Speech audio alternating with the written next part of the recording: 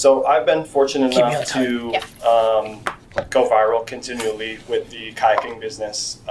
We have over like 400 million views. Yeah, the content is obviously so conducive. Yeah. If you were selling concrete, it wouldn't be as easy. Yeah.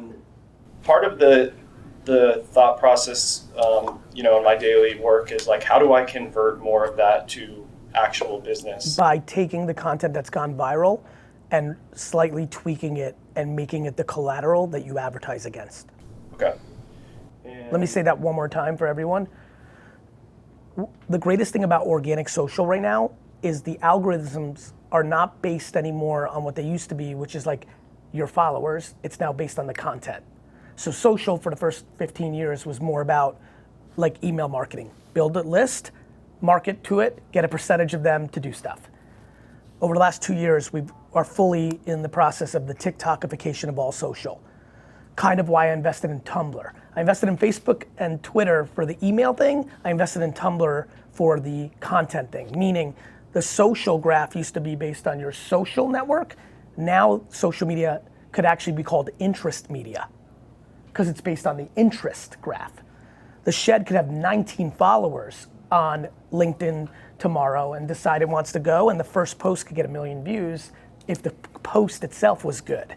So you have affirmation from the world that they like this video. Now, 2 things come to mind. One, does that equally mean that they want to buy? No.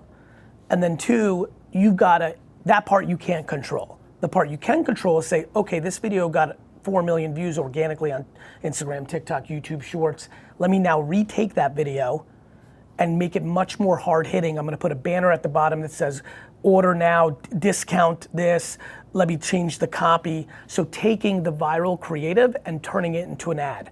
The viral creative is building brand, the ad is building performance. We call this brandformance, right? Taking something that's gone well organically and turning it into a conversion, a ticket selling ad, excuse me. Yeah, that makes sense. Jumping over to like the franchise side of it, the franchisor side of it, how would you go about selling franchises? By making content on LinkedIn at scale. Okay. You should be putting out 3 posts a day on LinkedIn saying the same 7 things, 7,000 different ways of why they should work with you. Okay. Fair enough. Yeah, we put out a bunch of content on Instagram, Facebook, TikTok. Instagram's impossible. Yeah. Right, like everything's about day trading attention. 2023 Instagram is not 2014 Instagram. Right, Instagram's impossible, meaning all that these social networks are is supply and demand. The reason I'm always loud once every 4 years is something is starting to have a lot of demand that doesn't have enough supply yet.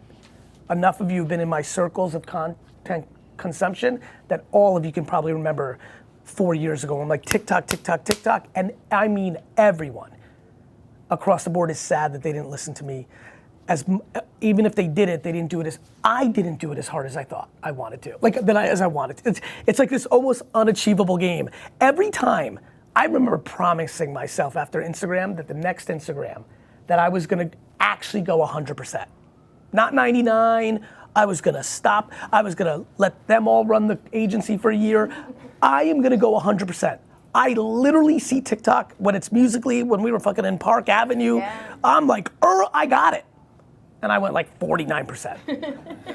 So I know all of you went 12%.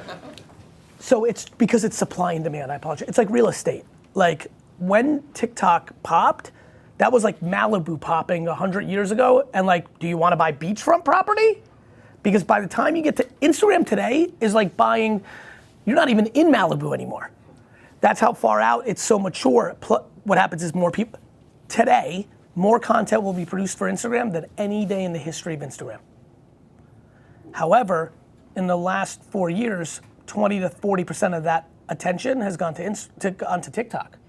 They've lost attention. Today, more ads will be spent on Instagram than any day in the history of Instagram. Ads take up more attention. There's organic, there's ads, and there's attention. Very simple framework. So Instagram today is really hard. The only way you hack it is the stuff I talk about. Best practices of the moment. if you watch my, like, look, I'm gonna leave in an hour. Please promise me to continue to watch what I'm doing even harder than ever before. Why am I doing a meme and then a video constantly over the last 60 days on Instagram? And why am I doing a 2-post carousel constantly, where the first one is a meme and the second one is the video that you were accustomed to seeing me just post the video? Why am I doing that? I promise you, it's not for kicks and giggles.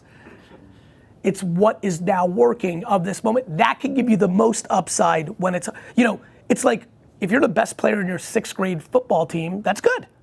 But when you get to high school, it gets harder to be the best player. And then there's college, and then there's the pros. Instagram now is the pros. If you're gonna really go crazy, you gotta be the best.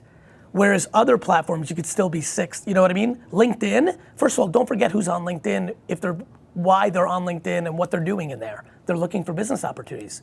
So your hard-hitting join my franchise is gonna hit harder in LinkedIn than it's gonna hit even to the same person. If Zach and Jack are just in their phone on LinkedIn versus on TikTok, in one place they're looking to be entertained or look at girls or I don't know what, the other place they're doing business. You the same person or a different person. So you gotta understand that.